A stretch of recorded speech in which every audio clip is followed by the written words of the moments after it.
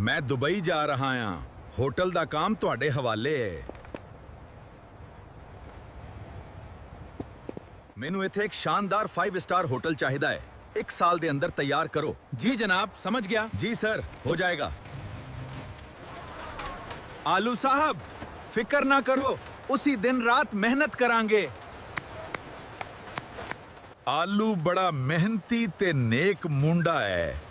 साडी धी लई चंगा रश्ता है।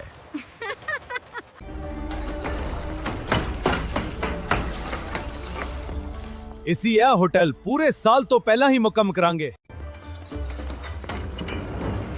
इसी है होटल पूरे साल तो पहला ही मुकम्मल करांगे।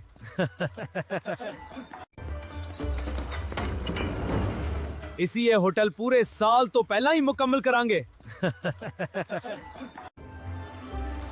आलू साहब, होटल तैयार है, वो भी पूरे साल तो पहला। मैं दुबई जा रहा, होटल दा काम थाडे हवाले है। मैं दुबई जा रहा हाँ। होटल दा काम तुहाडे हवाले है।